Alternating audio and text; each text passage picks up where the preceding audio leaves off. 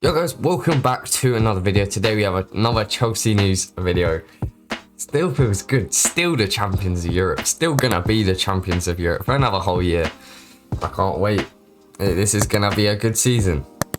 As long as we sign a striker, which seems that it hasn't happened. If you wanna check out my video from 2 days ago, that talks about how the deal for Romelu Lukaku is off, and it's pretty much been confirmed now because he said that he is going to stay in Inter. This isn't a story today, but you've probably heard it elsewhere. Lukaku is not joining Chelsea.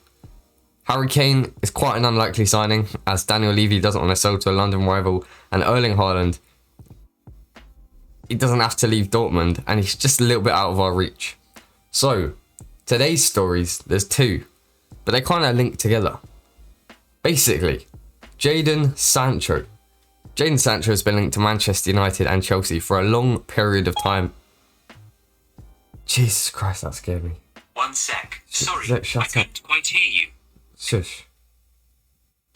So, Jadon Sancho has been linked to Chelsea and Manchester United for a long period of time, and to date there have been stories that he has actually chosen Manchester United as his preferred destination. However, Jadon Sancho to Chelsea is an interesting one, with Chelsea would love to see him at the club. He would be perfect in Chelsea's young and hungry squad going forwards, with the likes of Kai Havertz, Mason Mount. There's a lot of young players at Chelsea that I don't need to go into depth all the time.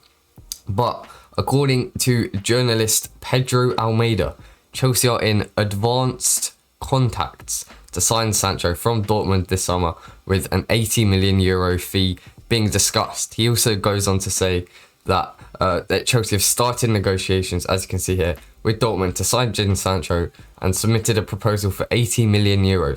That goes down to about £70 million in pounds at advanced contacts. Now, I don't know if that means that Chelsea have gone into advanced stages of signing Jadon Sancho. That's quite unlikely, as we probably would have heard some stuff prematurely to this tweet.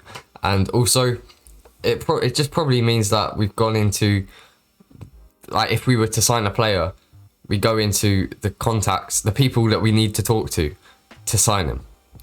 Dortmund defined another English player as a substitute for Sancho. Bukayo Saka from Arsenal is the chosen one.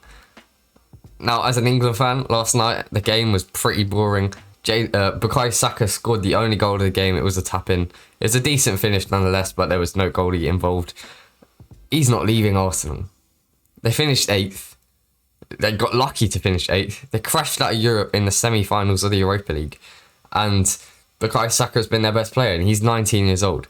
He won't leave Arsenal, especially after becoming their best player this season. He won't leave Arsenal. So the only other options really another option for Dortmund to replace Sancho with was Callum, Hudson, Odoi. Maybe a loan deal that was talked about a few weeks ago. Maybe about a week ago, or some other young English talents. There's quite a few of them. But why do Chelsea need Sancho? We've already got wingers.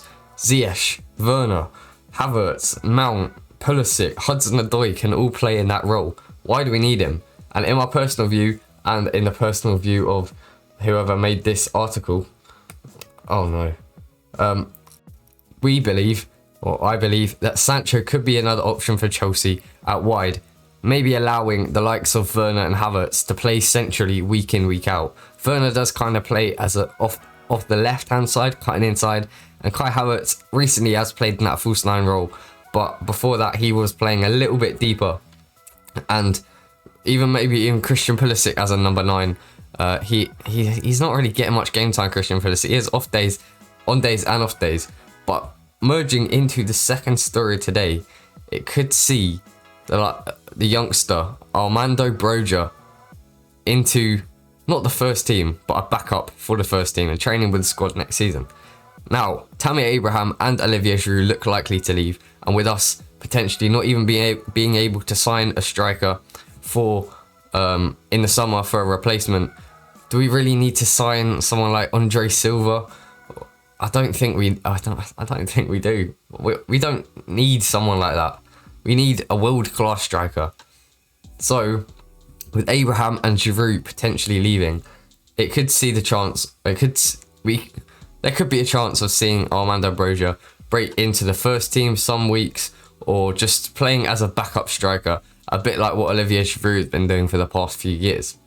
Chelsea are actually set to open contract talks with striker Armando Broja, who could be a first team player at Stamford Bridge next season, according to Sky Sports. Broja is a product of Chelsea's academy. He was born in Slough, he's English, but he does actually represent Albania at international level. Chelsea have been loaning out a lot of players to Vitesse Arnhem in the past few years, including Mason Mount, who was actually loaned out there back in, it was the season before Derby, so 4 years ago. And he actually got a better goals and assists than Donny van de Beek did last season out there. So you can see why Mason Mount's much better player than Donny van de Beek. And Armando Broja has been on loan at Vitesse Arnhem this season. They've finished it all now. But if we go to his statistics for the 2020 to 2021 season in the Eredivisie, he's had 30 appearances, scored 10 goals, got 2 assists, which is actually decent considering he's never played professional football before. He's just been in the Chelsea under 18s, under 19s. He's played in the Chelsea under 23. Now, looking a little bit deeper into who he is. He's born in September the 10th, 2001, making him 19 years old. He's quite tall at 1 meter 91. I'm not too sure how tall that is in feet. Let me quickly check it. I think it's like 6'1", maybe 6'2" even. Oh, okay, it's actually 6'3". He is a centre forward. He is a striker. He's right-footed, and his contract, I can't tell when his contract expires to Chelsea, but he will be returning back to Chelsea next season after his loan with Vitesse will have expired. And all his good work over in the Netherlands looks like he has been, or he will get rewarded with a new contract. And if I go through this, basically, if Armando Broja returns to Chelsea, Chelsea don't sign a new striker. We also signed Jadon Sancho. Our strikers would be Timo Werner, Kai Havertz, and Armando Broja. I think that's good. Havertz has been very good in the false nine. Timo Werner, I think, does play better when he's more central, although he can drift off to the left. And then our wingers can be Pulisic, Mount, Sancho, Ziyech, Hudson Odoi. Maybe if Hudson Odoi goes out on loan, then he wouldn't be there. But we still got 4 supportive attackers and then 3 strikers. And I think that is more than enough.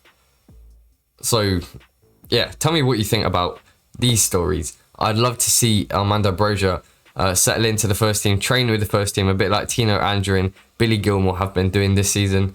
I'd love to see Jadon Sancho at Chelsea, but do I really see it happening? Chelsea obviously have the money, but Manchester United might just be able to pip Chelsea. But we're the ones who got into the Champions League final and won it. Where did Manchester United get to? They dropped out in the group stage. They didn't even win the Europa League. They lost to Villarreal. So why do you want to join them over Chelsea? I honestly don't know. Anyway, that is all for today. Thank you very much for watching. Subscribe if you're new here. Like the video. See you the other. Thanks for watching. Goodbye.